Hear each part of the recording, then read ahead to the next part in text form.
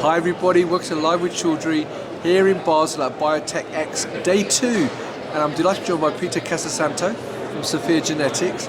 And Peter's actually doing a talk today as well. So Indeed. I thought I'd catch up a bit more and find out a bit more about SOPHiA Genetics and also what his talk's about. So first of all, Peter, it's lovely to meet you. How are you? Fantastic. Yeah. Well, you're looking quite well given it's Day 2 of the show. How did Day 1 go for you guys? Look, Day 1 was great. I mean, lots of traffic here at the booth. I think a lot of people are enjoying being back, right, with post-COVID and really just seeing one another again. And you know, there's been a lot of advances in the field, particularly in AI and machine learning and data. So it couldn't be a better time to be at BioTechX. Fantastic. Yeah. Now, for people not familiar with SOPHiA Genetics, can you give me an overview of the business first of all?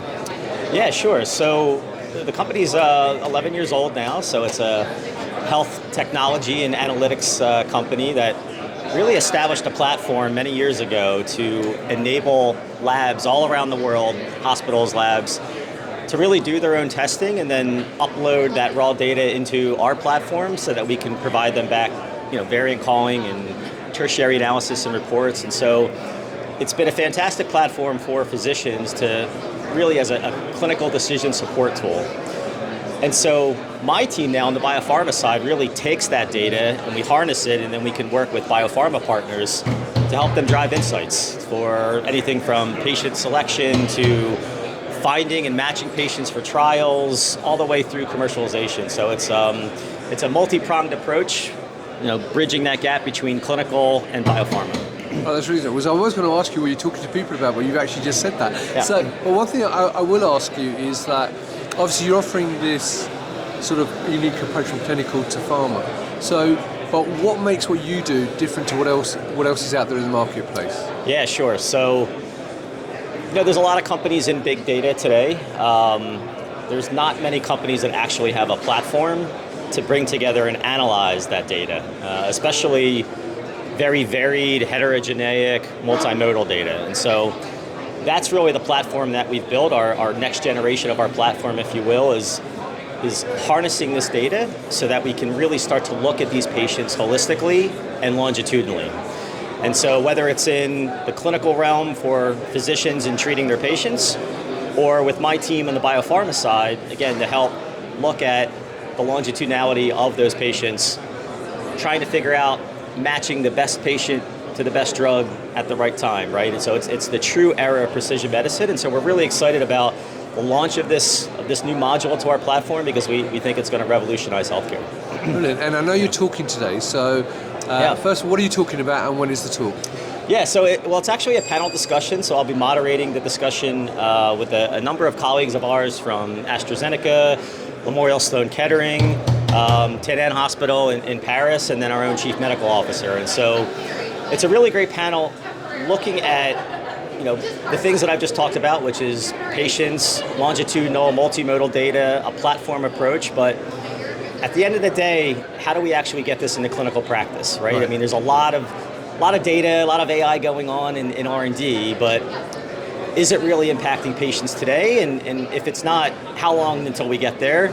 And what is it actually going to look like in practice? And so it's going to be a great discussion to really help people think, okay, where are we and where are we going? And you know, at the end of the day, who cares? Is it working, right? So I think that's really at the heart of our discussion today. Fantastic. Well, I'll put the details of that talk above the video so people can look at that. And actually, something you said to me actually struck a chord because I've spoken to a lot of people over the last few years since the pandemic started talking about AI and machine learning. Yep. But from your perspective, obviously, as a company sort of embedded in that space in some respects, what are some of the common challenges or questions people come to you about with regards to AI and machine learning within the biopharma space? Yeah, I mean, look, you know, I'd say one of the biggest challenges right now is there's a lot of data out there, and it's you know, these projects tend to be very centralized, so there's no harmonization of the data across different centers, right? So there's not this approach of looking multi-center and multimodal in terms of bringing in and powering that data so that you can eventually make prediction into which patients are going to respond or not respond, and you know, help them on that patient journey towards the best outcome. And so Yeah, I think it's ultimately having a platform that can bring in all this data and make sense of it, right? Because that's there's a lot of companies that really are generating lots of good data, whether it's on the pharma side or whether it's on the diagnostic side. But if you can't harness it and make use of it, it just becomes big data at that point, right? There's really no utility. So I think that's still remains one of the biggest challenges that we'll have, currently in the future. But the companies that solve that problem are going to be well positioned. And do you think because of the pandemic, obviously BioPharma has always been quite conservative in terms of change. The pandemic forced them to get into digital transformation, for want of a better term, over the last few years. So do you think now that's here to stay, where BioPharma and pharma now recognise the need to be more digital? I'm putting in 100%. Quotes. I mean, you can see it across the industry now. Over the past few years, there's been teams of digital health groups forming within these biopharma companies because they're looking at new ways of selecting patients on the therapy, right? So whether it's algorithmic approaches, whether it's wearables, smartphones, smartwatches, all of these things, biosensors, these are all ways of capturing data individually for patients, and again, looking at these patients holistically, but more at the individual patient level. And I think that's really going to lead to better care. I ultimately do. So I'm excited about what the future holds. Well, Peter, thank you for answering those extra questions we hadn't planned for. Yeah. So good luck with the talk today. It's lovely to meet you. I hope you have a fantastic show. So there you go, viewers. If you're here this week, then come to the SOPHiA Genetics booth, talk to Peter and the rest of the team. They're on stand 99 here in the exhibition hall. Check out his talk this afternoon. But if you can't come and meet the team this week, then obviously go to their website, follow them on LinkedIn, and check out where else they're doing as well. So Peter, once again, thank you for your time this morning. And viewers, thank you for watching. Until next time, stay well and stay safe. Bye-bye. All right, cheers.